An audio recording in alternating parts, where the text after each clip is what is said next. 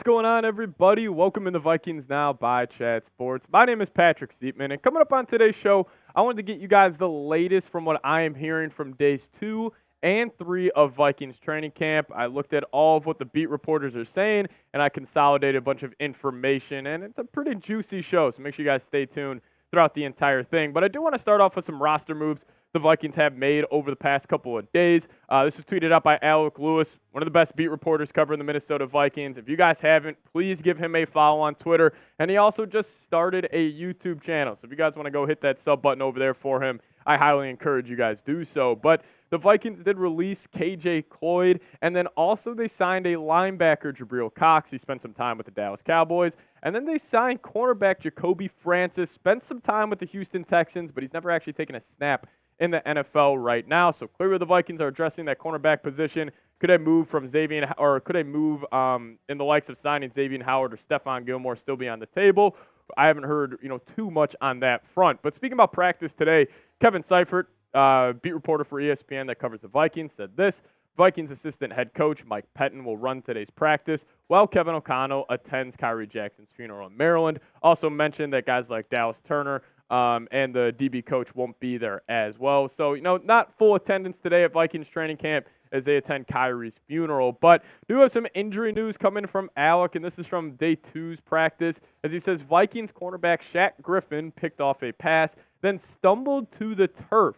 Was checked out by trainers and is still on the sideline. Did see him walking slowly on his own.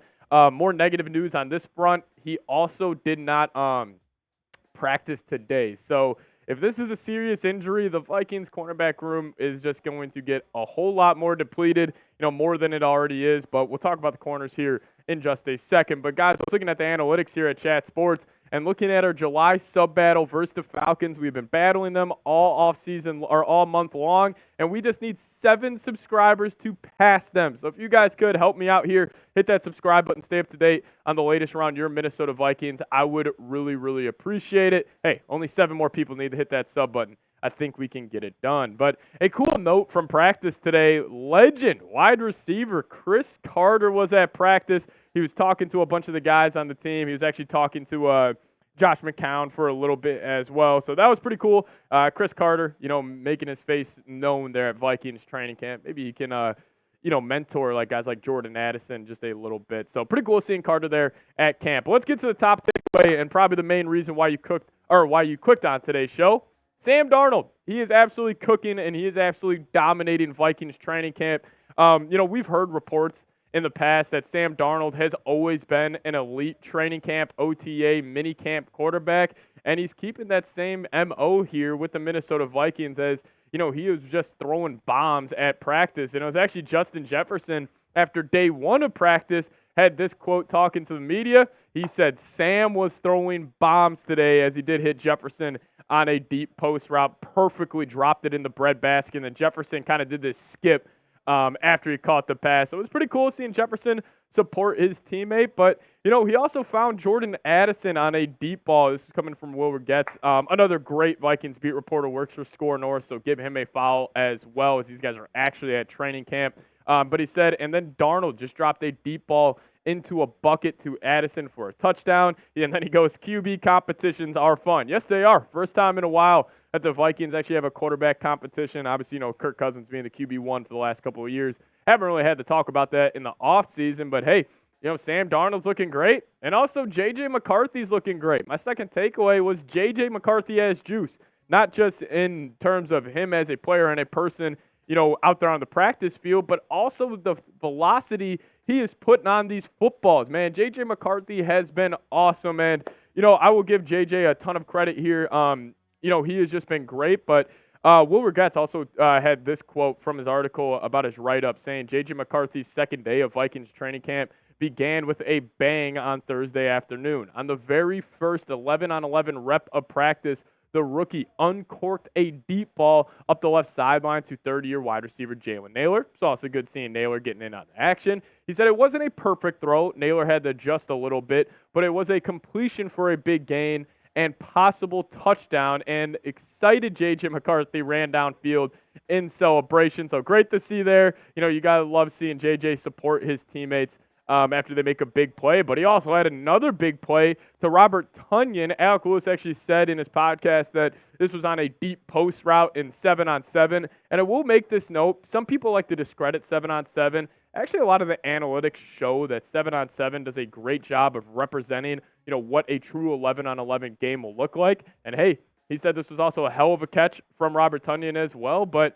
it's great seeing JJ throw a bullet on a deep post in a 7-on-7 drill to a tight end. And, my takeaway with JJ, heading to the next level, velocity will never be an issue. I guess my biggest concern around J.J. McCarthy coming into the NFL is he needs to work on his touch throws, floating it over the top of certain zones. And, he would definitely work on that. But the fire and the velocity he puts on the football will never, ever be an issue with him. We saw it in college, and even Blake Cashman talked about it. This dude just has zip. He actually broke the record at the scouting combine for the fastest football thrown. So, that won't be an issue ever for J.J. McCarthy, but I do want to show this picture here. So, J.J. McCarthy warming up before practice today. If you guys notice, he has his left foot forward, which is going to be a huge change he's going to be making in terms of his stance in the shotgun. Normally, J.J. was just a horizontal guy, both feet lined up at the same area, but now he's going to be leaning with his left foot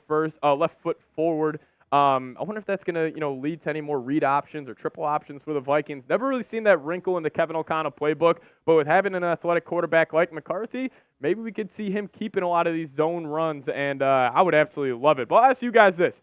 With a quarterback competition, over/under 7.5 games for Sam Darnold as quarterback one. You guys let me know your thoughts down in the comments section. Give me an O for over or give me a U for under. Now, before we get into more takeaways from days 2 and 3 of Vikings training camp, I got to give a big-time shout-out to today's presenting sponsor, Game Time. If you guys are looking to buy a ticket to any event in the near future, download the Game Time app, create an account, and use promo code CHATSPORTS, and we'll get you guys $20 off your first purchase. Terms apply, first purchase only, but when you use promo code CHATSPORTS, we'll hook you guys up with $20 off. Now, if you guys are looking to go to a Minnesota Twins game in the near future, well, you are in luck. Game Time is an authorized ticket marketplace of Major League Baseball, which makes getting tickets faster and easier.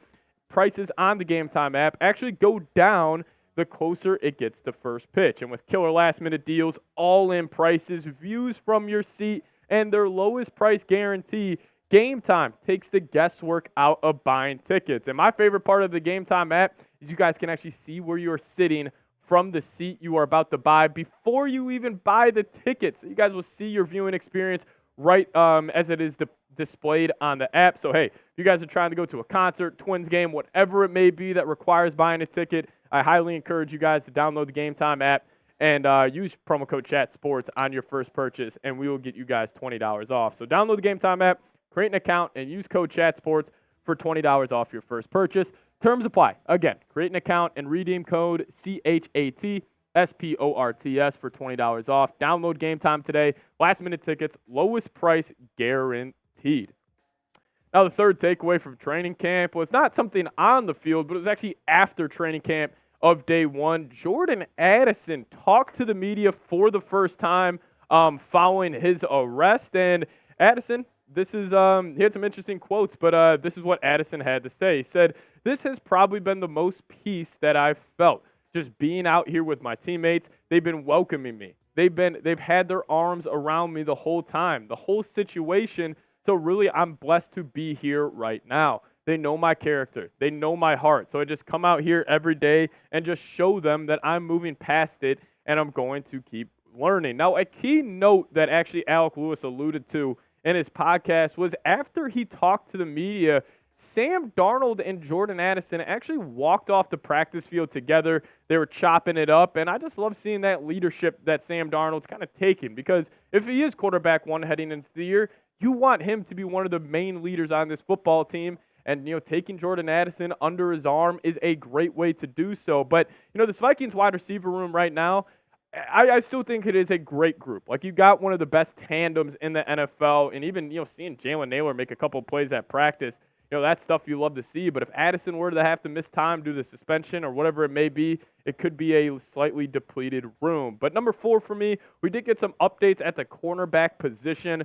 Obviously with the injuries over the last couple of days, there's a lot to be desired at this spot. But actually, Darren Wolfson tweeted this out, talking about Cam Bynum heading to possibly play cornerback, as he says, and here's Vikings safety Cam Bynum, who is in the final year of the contract. Extension talks should pick up eventually, but nothing hoping immediately. So Cam Bynum looking to get an extension with the Vikings. Wolfson also said that Cam Bynum was working in with the cornerbacks, which was very, very interesting because considering he played that during his collegiate days back in college. So, maybe if this group, gets so depleted and we know the Vikings have a loaded safety room, maybe they switch Bynum to corner. But, overall, I am still very concerned about this group. I think this is one of the worst rooms in the entire National Football League.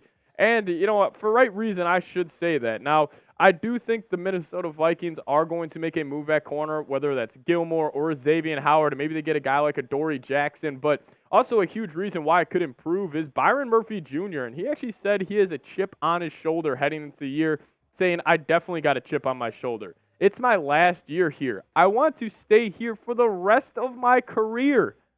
I love this place. That is awesome to hear from Byron Murphy, him being very self-aware. And also I love hearing that he would like to be here for the rest of his career. Now, my fifth takeaway from training camp is actually Justin Jefferson has not been at practice. It's been Jets, his alter ego. Obviously, kind of a joke there. But I will say this. The more I watch Justin Jefferson, and I can't believe this guy can get better every single year. It is incredible. I thought he looked better at last year's training camp. Then obviously during the season, he started off the season so hot. And then, injuries were a big reason why he wasn't able to probably surpass 1,800 yards, last season. But I'll say this. There's a chance Justin Jefferson might be the second best player in the NFL. And I think we're shifting to that in the league right now where receivers are so valuable. We see how much they're getting paid. A guy like Amon-Ra getting $30+ million. A.J. Brown getting $32 million. Jefferson getting $35 million. I think we're about to see his true impact this upcoming season. So I'll throw that out there. Bit of a hot take. Maybe Jefferson will be the second best player in the league. But hey, if you guys made it to the end of today's show, give me a skull down below in the comment section. Get the skull chance going down below as we finally got some real football to talk about. So hey, I'll show you guys some love down there if you guys give me a skull down below. But if you guys want more Vikings content on your Twitter timeline, that's my handle right there. Give me a follow over there, and I'll give you guys a follow back. See you guys next time. Skol Vikes.